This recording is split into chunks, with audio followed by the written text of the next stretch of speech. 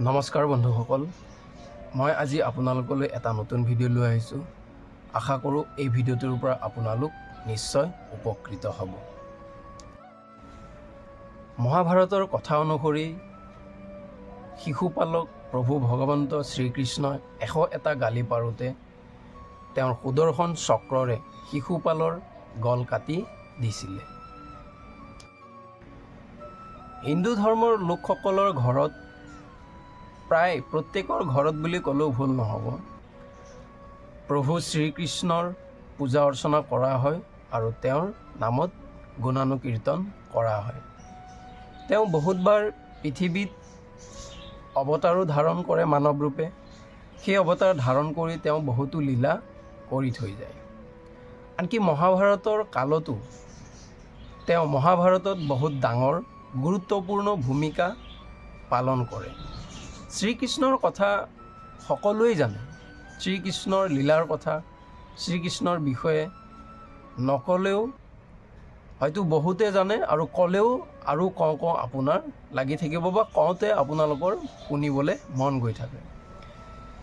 মহাভাৰতত শ্ৰীকৃষ্ণৰ কথা বহুতো ৰহস্যৰ কথা আছে, কিন্তু তাৰে ভিতৰত এনেকুৱা এটা ৰহস্যৰ কথা আছে যিটো ৰহস্যৰ কথা আপোনালোকে হয়তো নাজানে আৰু কেতিয়াও হয়তো ক'তো শুনা নাই। কিন্তু মহাভাৰতত শ্ৰীকৃষ্ণ আৰু শিশুপালৰ যিটো ৰহস্যৰ কথা আপোনালোকে জানিলে নিজেই আচৰিত হ'ব। বলকচোন ভিডিঅ'টো আৰম্ভ কৰাৰ আগতে আপোনালোকে যদি এতিয়ালৈ মোৰ চেনেলটো ছাবস্ক্ৰাইব কৰা নাই, তেতিয়াহ'লে অতি সোনকালে চেনেলটো ছাবস্ক্ৰাইব কৰি লওক। আৰু আপোনালোকক বেছি বিলম্ব নকৰি চিধাই মই শ্ৰীকৃষ্ণ আৰু শিশুপালৰ ৰহস্যৰ মাজলৈ আপোনালোকক লৈ যাওঁ।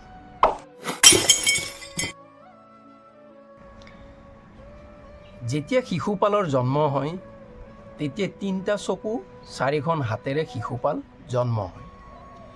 এই 3টা চকু 4খন হাত জন্ম পোৱা সন্তানটিক তেওঁৰ পিতৃ মাতৃয়ে, মাক দেউতাকে বৰ এটা ডাঙৰ চিন্তাত পৰি গৈছিলে যে এইটো কেনেকুৱা ধৰণৰ জীৱ সন্তান জন্ম পালে। তেনেকুৱা সন্তানটোক লৈ তেওঁলোক যেতিয়া চিন্তিত হৈ আছিল, সেই চিন্তিত হৈ থাকোঁতেই তেওঁলোকে এটা সিদ্ধান্ত কৰিলে কি, যে শিশুপালক তেওঁলোকে আৰু নাৰাখে, ত্যাগ কৰিব। তেনেকৈ ত্যাগ কৰিম বুলি তেওঁলোকে ভাবোঁতেই এটা আকাশবাণী আহে, সংকেতবাণী হিচাপত। আকাশবাণীটোত কয় যে তোমালোকে সন্তানটিক ত্যাগ কৰিব নালাগে। এই সন্তানটিক যোনে প্ৰথমে ল'ব, তেওঁৰ হাততেই এটা চকু 2খন হাত নোহোৱা হৈ যাব। আৰু যিজন মানুহে বা যোনে ল'ব তেওঁৱে শিশুপালৰ শেষত যে কাল হৈ পৰিব, সেই মানুহজনৰ হাততে শিশুপালৰ মৃত্যু হ'ব, এনে বুলি আকাশবাণী আহে।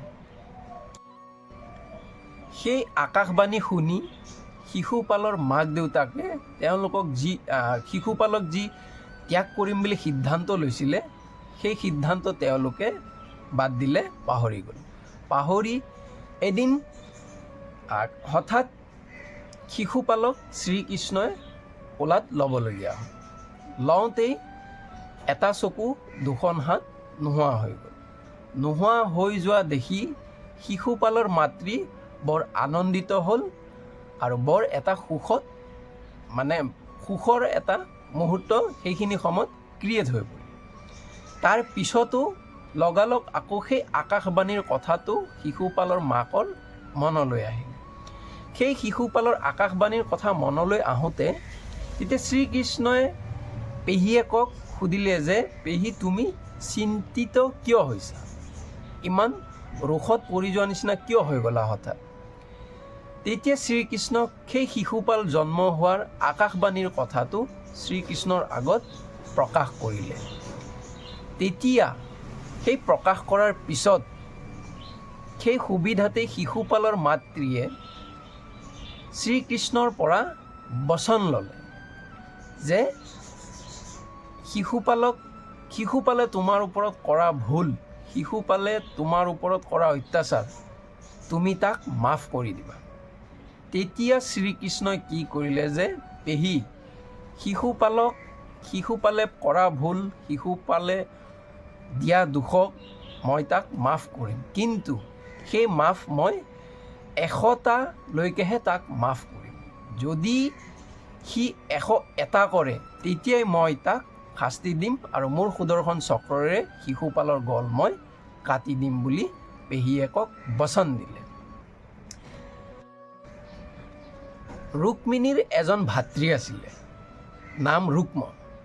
এই ৰুক্ময়ে শিশুপালক ৰুক্মিণীক বিয়া দিম বুলি শিশুপালক কথা দিছিলে, কিন্তু ৰুক্মিণীক বিয়া দিয়াৰ ইচ্ছা আছিল ৰুক্মিণীৰ মাক দেউতাকৰ শ্ৰীকৃষ্ণৰ লগত।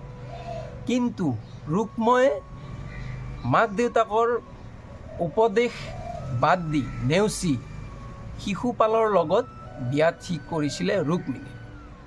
সেই ৰুক্মিণীৰ বিয়া শিশুপালৰ লগত হোৱাৰ আগমুহূৰ্তত শ্ৰীকৃষ্ণই ৰুক্মিণীক লৈ যায় আৰু শ্ৰীকৃষ্ণৰ ৰাজ্যত ঘৰত তেওঁৰ সেই তেতিয়াৰ পৰাই শিশুপালৰ শ্ৰীকৃষ্ণ শত্ৰু হৈ পৰে আৰু শিশুপালেও শ্ৰীকৃষ্ণৰ সুবিধাটো বিচাৰি থাকে যে ইয়াক মই কেতিয়া সুবিধা পাম, গালি গালাজ পাৰিব, কেতিয়া মই ভাল পোৱা বস্তুটো মোৰ পৰা লৈ গৈ সি নিজৰ কৰি ল'লে এই প্ৰতিশোধটো মই কেতিয়া শ্ৰীকৃষ্ণৰ পৰা ল'ব পাৰিম বুলি শিশুপালে সুবিধা বুজি আছিলে। যেতিয়া যুধিষ্ঠিৰক যুৱৰাজ হিচাপে ঘোষিত কৰে, সেই যুৱৰাজ হিচাপে ঘোষিত কৰাৰ যিটো যজ্ঞ পাতিছিলে, সেই যজ্ঞত সকলো ৰাজ্যৰ ৰজা যুৱৰাজ সকলোকে নিমন্ত্ৰণ দিছিলে। সেই নিমন্ত্ৰণতো শ্ৰীকৃষ্ণকো দিছিলে আৰু শ্ৰীকৃষ্ণও আহিছিলে। যেতিয়া শ্ৰীকৃষ্ণ সেই যুধিষ্ঠিৰৰ যুৱৰাজ ঘোষিতৰ যজ্ঞত আহিছিলে, সেই যজ্ঞত শিশুপালে পদে পদে শ্ৰীকৃষ্ণক গালি পাৰিবলৈ আৰম্ভ কৰিছিলে। যেতিয়া শ্ৰীকৃষ্ণক স্বাগতম হিচাপে আদৰণি জনাইছিলে আপোনাৰ যুধিষ্ঠিৰ লোকসকলৰ লোকে, তেতিয়াৰ পৰাই শিশুপালে শ্ৰীকৃষ্ণক গালি পাৰাৰ আৰম্ভ কৰিছিলে।